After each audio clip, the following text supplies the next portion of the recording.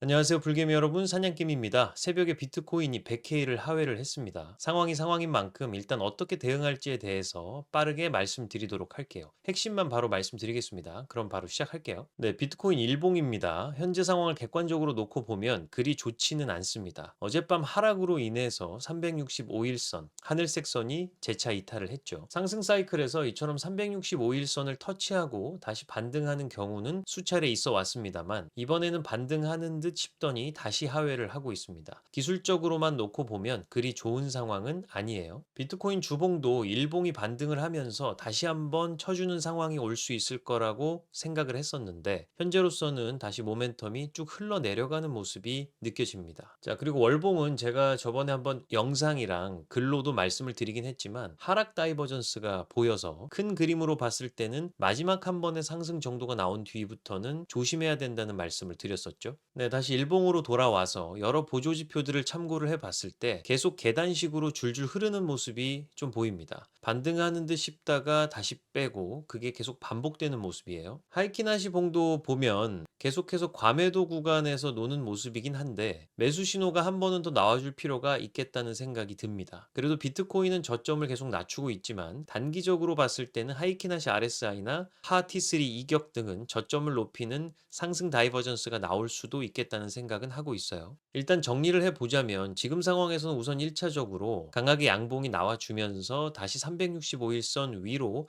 안착을 하는 모습이 매우 필요해 보이고요. 추가적으로는 그러면서 보조 지표들도 함께 상방으로 돌아서주는 모습이 일봉부터 나와 주어야 합니다. 만약 그렇지 않으면 올리더라도 그 시간이 더 오래 걸리거나 이대로 하락장의 초입으로 들어갈 수도 있다고 생각을 하고 있습니다. 물론 아직은 다른 매크로 근거들을 생각을 해보면 11월에서 12월 초 정도까지는 상황을 기다려보면 좋겠다는 생각은 해요. 셧다운 해소로 인해서 TGA 잔고가 줄어들고 지급준비금이 증가하는 형태가 나올 수가 있는데 보통 밀렸던 공무원 급여가 처리되는 과정이 한두 주 걸린다고 하거든요. 간접적으로 시중의 유동성이 늘 수 있는 시간이 필요한 것이고요. 여기 보이는 연두색 선이 지급준비금입니다. 최근 들어서 많이 하락을 했는데 조금 올라오고는 있습니다만 여기서 다시 강하게 반등을 해주는지 여부를 주목을 해봐야겠습니다. 다만 한 가지 또 생각이 좀 복잡한 부분은 현재 비트코인에 직접적으로 영향을 미칠 수 있는 유동성들이 1번 영래포 잔고, 2번 지급준비금, 3번 연준의 자산 계정인 소마 증가 정도를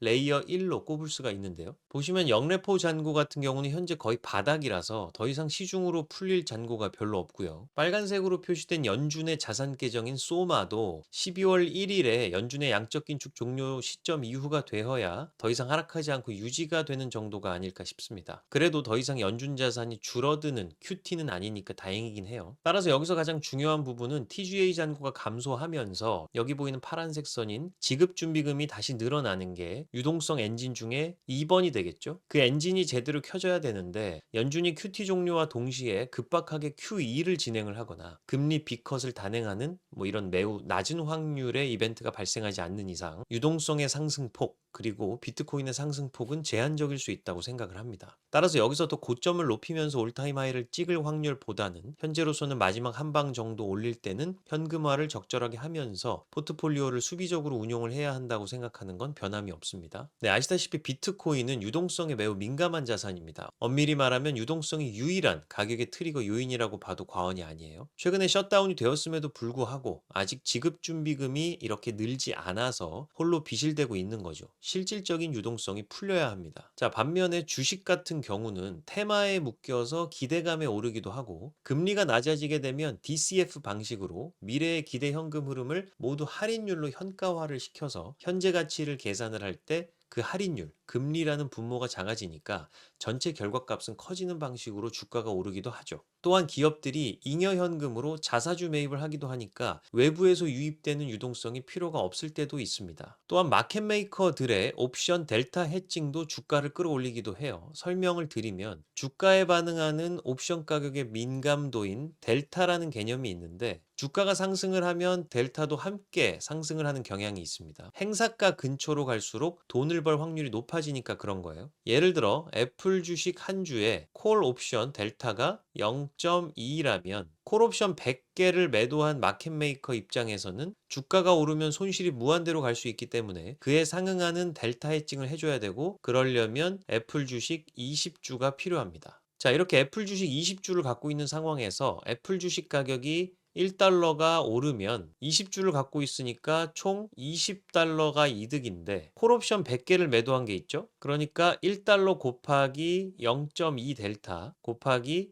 100개 하면 20달러가 또 나옵니다. 근데 이거는 손실이죠. 콜옵션을 매도했으니까. 그래서 이 두 개를 상계 처리하면 0이 되거든요. 이게 델타 해칭입니다. 근데 만약에 주가가 또 올라서 델타가 이제는 더 민감하게 반응을 하면서 0.2였던 게 아니라 이제 0.4로 올라간다면 애플 주식을 20주를 더 사야 하는 상황이 되고, 이런 과정이 주가를 더 끌어올린다는 이야기죠. 결국 핵심 요지는 주식은 시장의 외부 유동성이 풀리는 것에도 물론 영향을 받지만 그것과는 좀 별개로 여러 다른 기타 요인들에 의해 오를 수도 있다는 이야기입니다. 반면에 비트코인은 기업이 가진 속성을 가지지 않았다 보니까 오직 유동성에 가장 큰 영향을 받는다는 이야기이고요. 유동성이 증가할 때는 그래서 가장 민감하게 반응하는 게 또 비트코인, 알트코인이지만 유동성이 떨어지게 되면 이렇게 지지부진할 수가 있는 거죠. 따라서 우리가 생각하고 있었던 셧다운 해소 이후에 TGA 잔고 감소에 따라 지급준비금이 어느 정도 증가하는 흐름이 더 강력하게 나와줘야 될 것 같고요. 한두 주 지켜봤는데 생각보다 이 흐름이 미적지근할 시에는 어느 정도 현금화를 해놓고 수비적으로 대응하는 게 맞겠다는 판단입니다. 마지막으로 달러 인덱스는 일봉상으로는 하락 중입니다. 결국 달러 인덱스가 약화가 돼야 BTC 가격이 올라요. 근데 24년 하반기에는 달러 인덱스도 오르는데 비트코인 가격도 올랐죠. 대신 이때는 넘쳐났던 영레포 잔고가 시중으로 공격적으로 풀리기도 했고요. 레포 시장을 통해서 유동성이 많이 공급이 됐습니다. 따라서 스테이블 코인 시총도 그에 따라서 많이 오르는 구간이었어요. 잠시 달러 인덱스와 비트코인 간의 역의 상관관계가 깨지긴 했습니다만 원래는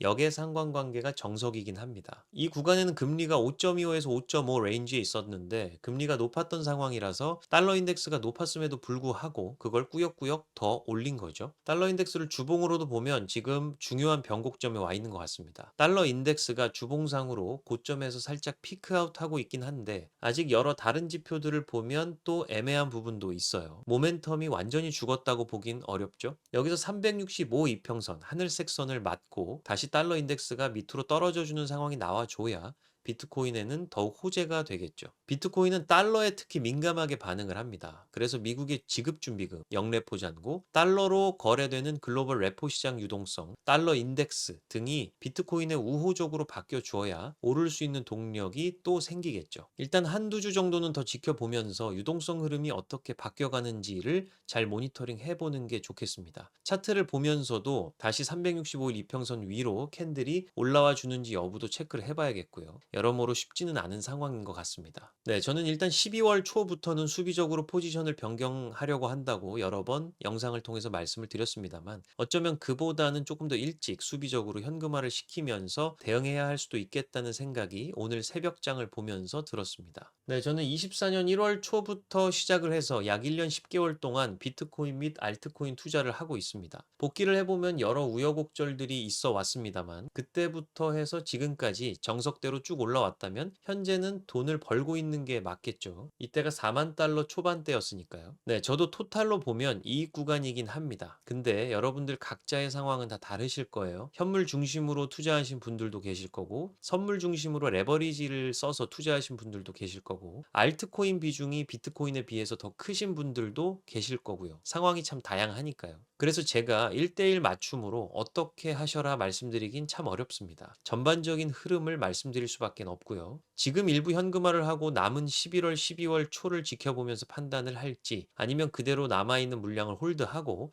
어떻게 되는지 한두 주 정도 더 지켜볼지는 잘 생각을 해보시면 좋겠습니다. 저도 제가 기대하고 예상했던 대로 쭉쭉 더 치고 올라가 주면 좋겠다는 마음이 참 절실하고요. 여러분들께도 여러 근거로 말씀드린 대로 잘 가주면 더 뿌듯한 마음이 들 텐데 상황이 녹록지는 않아서 죄송스럽게 생각을 하고 있습니다. 네, 오늘 영상은 이것으로 마치도록 하겠습니다. 하겠습니다. 마무리할 때까지는 최대한 면밀히 모니터링해서 자주 영상이나 글로 말씀드리도록 하겠습니다. 지금까지 사냥게임이었습니다. 감사합니다.